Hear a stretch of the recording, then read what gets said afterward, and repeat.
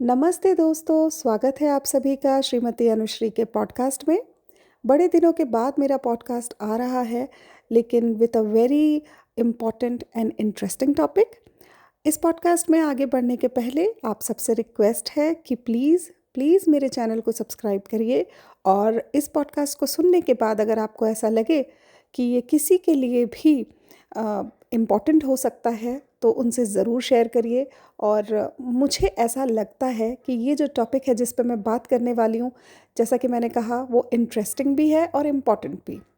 Important इसीलिए क्योंकि मैं as a daughter in law अपनी मदर्स के लिए बहुत कंसर्न्ड हूँ। उनकी हेल्थ, उनकी जीवन शैली और उनके आने वाले जीवन के पड़ाव के लिए मैं बहुत सोचती हूँ। और मैं समझती हूँ कि मेरे आसपास जितने भी लोग हैं वो भी ऐसा ही महसूस करते होंगे। और इंटरेस्टिंग इसीलिए क्योंकि मैंने भी अपने अंदर कुछ बदलाव महसूस किए हैं विथ एज। तो मुझे लगता है कि खुद को ये बताना, मेरे साथ की जो लड़कियां हैं, जो लेडीज़ हैं, उन्हें भी ये बताना कि कितना इम्पॉर्टेंट है खुद का ध्यान रखना, ताकि आगे जाके हम भी सेम सिचुएशन में या उसी तरीके की परिस्थिति में ना आ जाए। तो इस पॉडकास्ट की शुरुआत हम करते हैं एक सवाल से कि क्या सच में भारतीय महिलाएं जल्दी बूढ़ी दिखने लगती हैं या सिर्फ ये उनकी थकान है जो उन्हें बुजुर्ग दिखाती है। क्योंकि कई बार मैंने ना ये महसूस किया है जब मैं इंडिया में गई और मैंने देखा, मैं अक्सर लोगों से पूछती हूँ आपकी एज क्या है, और व्हेन दे से 60 65। और जब मैं वापस आती हूँ और मैं जर्मनी में देखती हूँ कि मेरे नेबरहुड में 80 ईयर ओल्ड जो लेडी है, शी इज़ सो फिट, वो साइकिल चला रही है या वो अपने गार्डन में काम कर रही है 2.5 2.5 घंटा। और मैं ये सच में, मैं झूठ नहीं बोल रही हूँ, मेरे साथ जो यहाँ पर जर्मनी में लोग रहते हैं वो इस बात से अग्री करेंगे कि इवन मैं जब वर्कआउट के लिए पहले जिम जाती थी, जब मेरा एक ही बेटा था और मेरे पास काफ़ी टाइम होता था, तो मैं जब जिम जाती थी ना तो मैं वहाँ देखती थी कि एक काफ़ी एजेड होगी वो लेडी भी, 60 प्लस ही दिख रही थी। लेकिन वो जिस तरीके से ट्रेडमिल पे दौड़ रही थी, आई वॉज लाइक, क्या स्ट्रेंथ है इनकी। फिर कई बार जब मैं बैठ के सोचती हूँ तो मुझे लगता है इसका रूट कॉज़ क्या है, ये कहाँ से हो रहा है ये problem, why is it so. मतलब जब मैं इंडिया में देखती हूँ लेडीज़ को 60 तक आते आते जैसे कि उनकी कोई इच्छाएं नहीं है लाइफ में, उन्हें कुछ करना ही नहीं है, और उनके चेहरे पे वो थकान, वो बुज़ुर्ग होने के निशान, और उनकी खुद की बॉडी लैंग्वेज भी ऐसी हो जाती है कि अब हमें क्या ही करना है, हमारे तो हो गया जो हमें करना था। And this is really scary, very very scary. क्योंकि ऐसा नहीं है, कुछ लोग मैंने ऐसे भी देखे हैं जो बहुत शौकीन हैं, शौकीन इन द सेंस कि उन्हें अच्छा लगता है अच्छे कपड़े पहनना, सजना संवरना। ये इंडिविजुअल इंटरेस्ट पे भी डिपेंड करता है ना। बट मेरा जो सवाल है वो इनसे जुड़ा नहीं है, वो है आपकी अपनी स्ट्रेंथ और आपका ओवरऑल जो अपीयरेंस है वो, कि वो क्यों ऐसा लगने लगता है कि आप अपने उम्र से और बड़े लग रहे हो, थके हुए लग रहे हो। तो फिर मैंने इसके बारे में सोचा और मुझे लगा कि मुझे एक पॉडकास्ट रिकॉर्ड करना चाहिए, ताकि जो भी मुझसे जुड़े लोग हैं वो भी इसके बारे में सोचें। तो अगर मेरे उम्र की लड़कियां जो भी हैं सुन रही हैं, मुझसे छोटी जो भी सुन रही हैं, वो अपनी मदर्स से ये ज़रूर शेयर करें, खुद भी समझें कि जब हम अपने उम्र में आगे बढ़ेंगे तो हमें किन बातों का ध्यान रखना है। मुझे ऐसा लगता है कि जो भारतीय महिलाएं हैं उनकी ज़िंदगी की जो वास्तविकता है वो बना दी जाती है कि जैसे घर, बच्चे, परिवार, सबकी जिम्मेदारी, और ख़ुद को प्राथमिकता ना देकर तो आप बहुत महान काम कर रहे हो। क्या आपने कभी सुना है ये, वो तो इतनी अच्छी है, वो तो इतनी अच्छी है कि चाहे कुछ हो जाए वो सबका काम करके ही अपना काम करने जाती है। अच्छा होने की जो डेफिनेशन है वो ये है कि पहले आप सबके काम कर दो, और फिर शायद आप में अपना काम की एनर्जी बचे ही ना तो भी इट्स ओके, पर आपको अच्छा बनना है। फिर जैसे कहते हैं ना, पहले सबका बाद में मेरा वाली सोच, लगातार मानसिक और शारीरिक थकान। अब देखिए, डेफ़िनेटली कई लोग ये भी कहेंगे कि फैमिली सिचुएशन ऐसी नहीं होती या पैसों की व्यवस्था नहीं होती, जिसके लिए मैंने एक पॉडकास्ट ऑलरेडी बनाया हुआ है कि क्यों लड़कियों को इंडिपेंडेंट होना बहुत ज़रूरी है, फाइनेंशियली इंडिपेंडेंट होना बहुत ज़रूरी है, खुद के बारे में सोचना, खुद के करियर के बारे में सोचना, अपने सपनों के बारे में सोचना कितना इम्पोर्टेंट है। ये सब चीज़ें एक दूसरे से जुड़ी हुई हैं। लेकिन चलिए अभी फ़िलहाल हम सिर्फ इस पे बात करेंगे कि अपना ध्यान रखना, और अपना ध्यान रखने से मतलब सिर्फ ऊपरी सुंदरता का ध्यान रखना नहीं, अंदर की स्ट्रेंथ पे काम करना बहुत ज़रूरी है। तो जब हम यंग होते हैं ना, जवान होते हैं, तो बहुत सारे काम बड़ी आसानी से हो जाते हैं।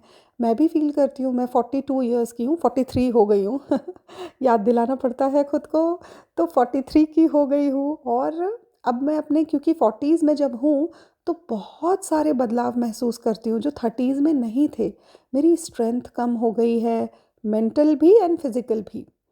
सी मेंटल स्ट्रेंथ गेन करने के लिए बहुत सारी चीज़ें आप कर सकते हो, मेडिटेशन कर सकते हो, है ना? लेकिन फिज़िकल स्ट्रेंथ पे आपको काम करना पड़ेगा, और ये ओवरनाइट नहीं होगा। ओवर द इयर्स जब आप मेहनत करोगे तो फिर फिज़िकल स्ट्रेंथ भी आपकी दिखने लगेगी। कई बार ये होता है, ओहो it's too late, it's never too late.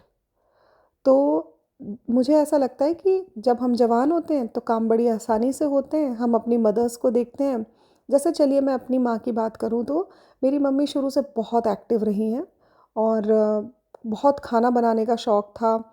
Housewife थी, तो मैंने अक्सर उन्हें हमारा ध्यान रखते हुए देखा है, घर प्रॉपर चले इसकी व्यवस्था करते देखा है उन्हें। तो आज जब मैं जैसे फॉर एग्ज़ाम्पल 200 ग्राम की मठरी बनाती हूँ, तो मुझे लगता है oh god it is so tiring.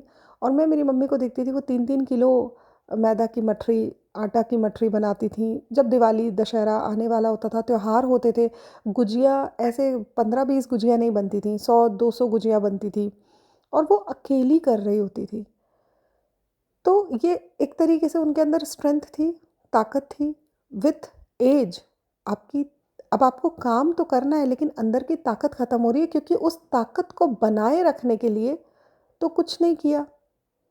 कोई एक्सरसाइज़ रूटीन नहीं था, खुद का ध्यान रखने के लिए कुछ सोचा नहीं गया कि क्या खाऊँ, क्या पीऊँ जिससे मुझे भी आगे जाके आने वाले सालों में फ़ायदा हो।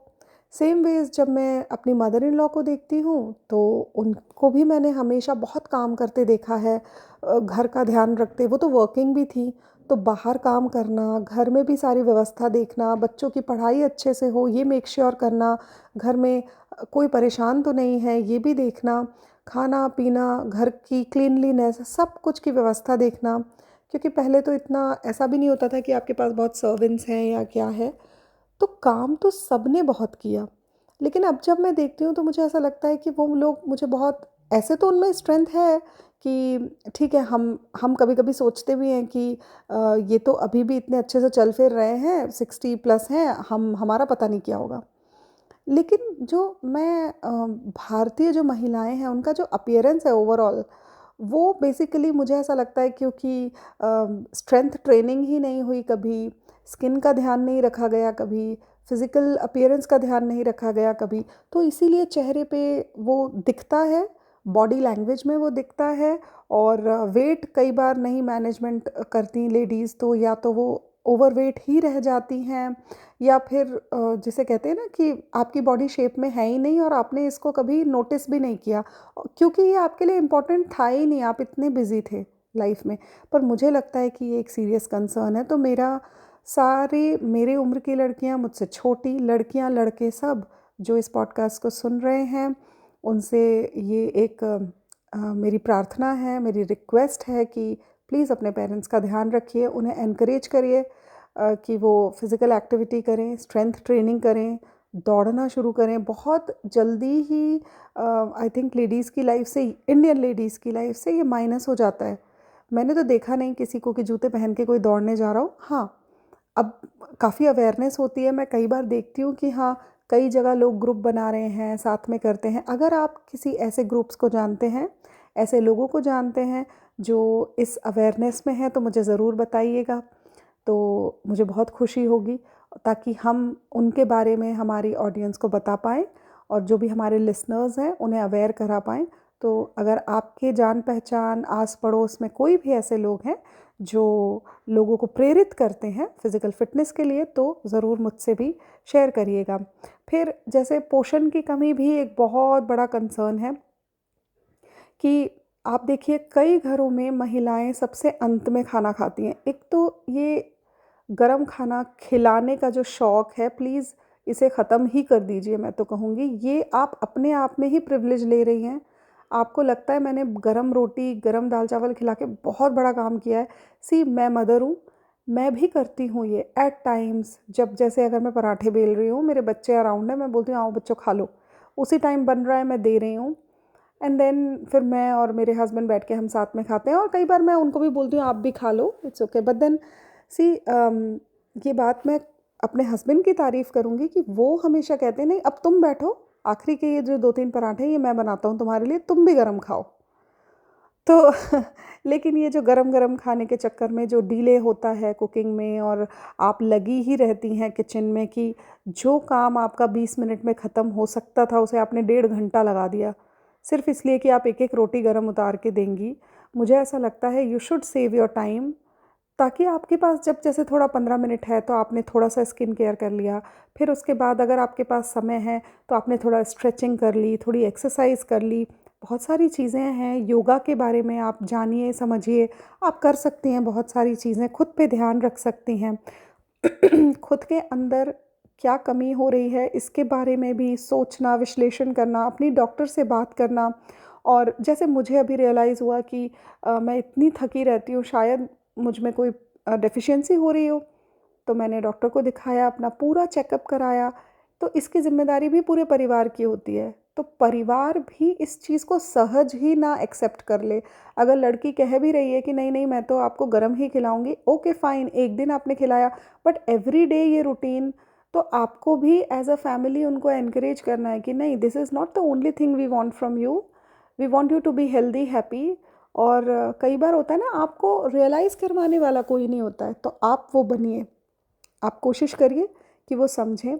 और छोटे-छोटे सिम्पटम्स जो आपके अंदर हो रहे हैं, लेडीज़ के लिए मैं कहूँगी कि बालों का झड़ना, आपके स्किन की जो चमक है वो कम होना, आपको थकान आना, है ना? तो ये सारी चीज़ों पे प्लीज़ ध्यान दीजिए। और देखिए उम्र तो आएगी ही, आपके चेहरे पे भी आएगी और आपकी बॉडी पे भी आएगी। इससे मेरा मतलब ये नहीं है कि आप अगर 60 साल के हैं तो आप बचें कि मैं 60 की ना दिखूँ, मैं 20 की दिखूँ। नहीं, मेरा मतलब है फ़िटनेस से, कि आप जब आप 65 या 70 साल की भी हैं, तो भी आपके अंदर कितनी स्ट्रेंथ है। और क्या आप जब अपने आप को कंपेयर करती हैं विदेशी महिलाओं से, तो क्या आपको भी ऐसा महसूस होता है कि हाँ, ये मुझसे बेहतर दिखती है 70 साल में भी? तो ऐसा वो क्या कर रही है? तो कर रही है से बेहतर है ये समझना कि ऐसा उसने क्या किया होगा पहले। तो बेसिकली यहाँ जो मैंने महसूस किया है वो यही है कि यहाँ पर लेडीज़ खुद पर बहुत ध्यान देती हैं। खुद की फ़िटनेस, खुद की स्ट्रेंथ पर बहुत ध्यान देती हैं। और ये जो मिथ है ना, जो हम भारत में रह के सोचते हैं, अरे वहाँ की लेडीज़ तो ध्यान देती हैं क्योंकि वो परिवार पे थोड़ी देती हैं, ये बहुत गलत है। मैं यहाँ 14 साल से रह रही हूँ जर्मनी में, और मैंने देखा कि यहाँ पर जो पेरेंट्स होते हैं बहुत डेडिकेटेड होते हैं अपने बच्चों के लिए। उनके खाने-पीने से लेकर उनकी फ़िज़िकल एक्टिविटी, उनकी स्टडीज़, सब पर वो ध्यान देते हैं। तो इस लेकिन यहाँ पे ना कुछ रूल्स हैं जो हमें तो बहुत ऑड लगे, कि जैसे ये शाम को ठंडा खाना ही खाते हैं, कोल्ड मील जिसे हम कहते हैं। मुझे तो इसके बारे में कोई जानकारी भी नहीं थी जब तक मैं जर्मनी आई। इसका मतलब ये होता है कि सिर्फ़ दिन में एक बार खाना बनाया जाता है, और शाम को जनरली आप कुछ ना कुछ ऐसा ही, या तो हल्का-सा प्रीहीट करके खाने वाली चीज़ है वो खाएँगे आप, but you will not cook. तो आप खुद सोचिए कि भारत में हम दिन में 3 बार कई बार खाना बनाते हैं, ब्रेकफ़ास्ट बनाते हैं, लंच बनाते हैं, डिनर बनाते हैं। तो आपने 6-7 घंटे सिर्फ़ कुकिंग को दिए हैं। और अगर आपने इवनिंग की कुकिंग ही माइनस कर दी है, तो फिर आपके पास कितना समय है? और फिर कई बार मैंने ये भी देखा है, देखिए अगर मैं बार-बार कुकिंग का उदाहरण दे रही हूँ तो आपको लगेगा कि क्या सिर्फ़ कुकिंग से ही प्रॉब्लम है? नहीं, ऐसा नहीं है। बहुत सारी चीज़ें हैं, अवेयरनेस की कमी है, इसीलिए अगर हमारे पास कुछ भी नहीं है ना करने को, तो भी हम टाइम पास कर देंगे, बट हम उठेंगे नहीं और ये नहीं सोचेंगे कि क्यों ना इसमें कुछ प्रोडक्टिव किया जाए, क्योंकि बॉडी लैंग्वेज वैसी हो जाती है, क्योंकि पहले से कोई रूटीन खुद के लिए था ही नहीं, तो एक उम्र में आके बनाना बहुत मुश्किल होता है। डेफ़िनेटली मैं ये तो मानती ही हूँ कि आपके जीवन के जो तनाव हैं, जो चिंता है, उसका असर, है ना? नींद ना होना, बच्चों को पालन-पोषण करना भारत में शायद थोड़ा-सा डिफ़िकल्ट हो भी जाता है। आर्थिक दबाव आपके जीवन में जो है, रिश्तों का तनाव, ये सब कुछ आपके चेहरों पर दिखता है।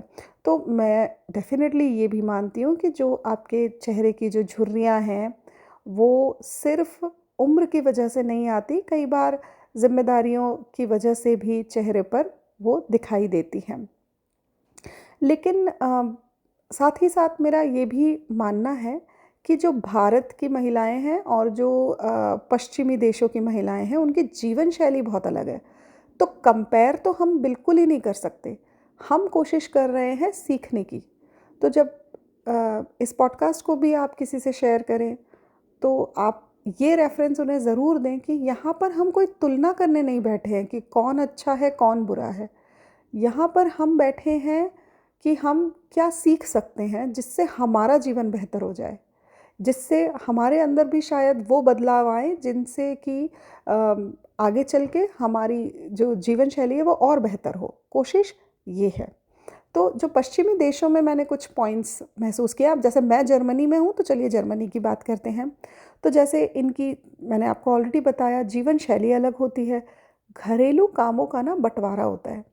ऐसा नहीं होता है कि एक इंसान क्योंकि बाहर कमाने जाता है तो वो घर आके घर के काम ही नहीं करेगा, ऐसा नहीं होता है। इसके अलावा सेल्फ केयर को बराबर रूप से, है ना, सामान्य माना जाता है दोनों के लिए। वो आदमी पे भी उतना ही एप्लीकेबल है, औरतों पर भी। आप ये भी देख सकते हैं अपने आसपास भारत में कि आपको आदमी तो कहीं हद तक बहुत बेटर दिखते हैं, बट औरतें तो कई बार उनकी मदर लगती हैं देखने से। They look very tired and old. तो मैं उनके लिए बात कर रही हूँ। नियमित स्वास्थ्य की जांच और फिटनेस पर ध्यान, ये भी बहुत इम्पॉर्टेंट चीज़ है। और आई थिंक ये ना, ये मुझे लगता है कि ये फैमिली कल्चर की तरह हमें बना लेना चाहिए इंडिया में, कि हमारी जब बेटी है तो बेटी को आप ये फीड करते रहिए दिमाग में कि this is what you have to do and you have to follow for all your life, है ना? तो आई थिंक जब वो इसे अपना कल्चर ही बना लेगी तो फिर वो इसे करेगी, तो आने वाले समय में बहुत अच्छा होगा उसके लिए। लेकिन आप ये भी सवाल कर सकते हैं कि अरे ये भी कोई बात हुई, बुज़ुर्ग दिखने में प्रॉब्लम क्या है? तो मेरी प्रॉब्लम ये है कि जब मैं यहाँ पर लेडीज़ को देखती हूँ तो मुझे लगता है कि दे लुक फिट, और जब हम 65-70 साल में भी बहुत बुज़ुर्ग लगने लगें, तो इससे मुझे प्रॉब्लम है जो मैं अपने आसपास देखती हूँ। और मुझे लगता है इस पे बात की जानी चाहिए, इस पे काउंसिल किया जाना चाहिए प्रॉपर, कि this is not something which is like to be proud of. जैसे आप कहें कि जब भी हम भारतीय महिलाओं की बात करते हैं, हम बात करते हैं कि वो एक्चुअली त्याग की बात करते हैं, उनसे जब भी जुड़ी हुई बातें निकलती हैं तो परिवार के लिए समर्पण की बात करते हैं, हर परिस्थिति में परिवार को उन्होंने संभाला है, इसकी बात करते हैं या नहीं बताइएगा? जब भी आप बैठे हो आपके पेरेंट्स के अराउंड, क्या इनके आसपास बातें नहीं होती? तो मेरा कहना ये है कि त्याग अच्छा है, पर खुद को खो देना अच्छा नहीं है। अगर आप एज़ अ हस्बैंड अपनी वाइफ़ को देख रहे हैं, उन्होंने त्याग किया, समर्पण किया, सबको सँभाला, स्टिल अगर वो अभी भी, मैं ये नहीं कहूँगी कि वो बुज़ुर्ग नहीं दिखेंगी, पर आपको ऐसा लगता है अगर कि हाँ, अभी भी वो पहले की ही तरह विचार रखती हैं, खुश रहती हैं, अपना ध्यान रखती हैं, अपने लिए समय निकालती हैं, एक्सरसाइज़ रूटीन फ़ॉलो करती हैं, तो आप सही हैं। फिर आपको बिल्कुल चिंता की ज़रूरत नहीं है। लेकिन अगर आप देख रहे हैं कि हाँ, मेरी वाइफ़, मेरी बहन, मेरी माँ सच में बुज़ुर्ग लगती हैं, कोई इंटरेस्ट ही नहीं है इन्हें और इन्हें कुछ करना भी नहीं है आगे, तो ये एक्चुअली एक अलार्म है कि आपको उन्हें काउंसल करना है। और एक्चुअली ना, इट्स वेरी डिफ़िकल्ट एक एज के बाद में अब आप 70 साल के इंसान को कन्विंस करिए कि आप खुद जाइए वॉक पे, एक्सरसाइज करिए, इट इज़ वेरी डिफ़िकल्ट। इसीलिए मैं कहती हूँ कि आप जब आपके घर में आसपास बेटियां हैं तभी से ये शुरू कर दीजिए, उनकी लाइफ का कल्चर बना दीजिए ये, ताकि आगे चल के उन्हें और आपको परेशानी ना हो। तो मेरा संदेश इस पॉडकास्ट में यही है कि आप सबको, सभी लेडीज़ को खुद को प्राथमिकता देनी है। You all should give importance to yourself, very very important. 30 minutes अपने लिए ज़रूर निकालिए, फिज़िकल फिटनेस के लिए जितना ज़रूरी है। उसके अलावा अपनी स्किन केयर पर ध्यान दीजिए, अगर आपके अंदर कोई डेफिशिएंसी हो रही है उस पर ध्यान दीजिए, ये बहुत ज़रूरी है। उसके अलावा नियमित स्वास्थ्य की जांच कराइए, मतलब रेगुलर मेडिकल चेकअप्स, जो कि मैंने अभी सेकंड पॉइंट में भी बोला। बहुत पानी पीजिए। देखिए, पानी पीना एक्चुअली में मैं इस बात को मानती नहीं थी, लेकिन जब खुद पे अप्लाई किया तो खुद में चेंजेस भी देखे हैं, तो आप भी देख पाएंगे। और ये सब तो हम सुनते ही हैं हमारे घरों में कि पौष्टिक खाना खाइए एंड ऑल, बट थोड़ा बहुत पढ़ लीजिए इसके बारे में। आजकल तो बहुत सारी इन्फॉर्मेशन अवेलेबल है। और अपनी कोई ना कोई पसंद या शौक़ ज़रूर रखिए। देखिए, मुझे जो ऐसा लगता है ना, सबसे जो मेजर कॉज़ ऑफ दिस है वो ये है कि शौक़ ख़त्म हो जाते हैं एक उम्र के बाद। और मुझे ऐसा लगता है कि ये सच में बिल्कुल भी मुझे ये कहते हुए बुरा नहीं लग रहा है। मैंने बहुत सारी लेडीज़ को ये कहते सुना है आफ्टर इवन 50-55 कि अब हमें कुछ करने का मन नहीं करता है। अरे मतलब, आप इस दुनिया में आए हैं, ऐसा कैसे है कि आपको कुछ भी नहीं करना है? और ऐसा कैसे है कि आपके काम की जो एक रिटायरमेंट एज होती है आपकी नहीं है? तो कोई ना कोई शौक़ तो आपको होना चाहिए। जैसे मैं अपने नेबरहुड में देखती हूँ कि मुझे नहीं पता, मेरी उनसे ज़्यादा बात नहीं हुई है, but she is around 80 years old. तो वो गार्डन में एवरी डे 2 to 3 आवर्स काम करती हैं, एवरी डे। तो मुझे ऐसा लगता है इट्स हर रूटीन। तो आप देखिए कि वो झुकती हैं, प्लांट्स के साथ काम कर रही हैं, खड़ी हो रही हैं, बैठ रही हैं, तो उनकी जो अपने आप उनका वर्कआउट भी हो रहा है, उनका मन भी लग रहा है, उनका टाइम पास हो रहा है, वो थक रही हैं, फिर वो प्रॉपर स्लीप ले रही हैं, फिर वो वॉक पे भी जाती हैं, खाना पीना तो वो अच्छा खाती ही होंगी। तो ये सब कितना इम्पॉर्टेंट है ना। तो एक शौक़ इंसान का होना।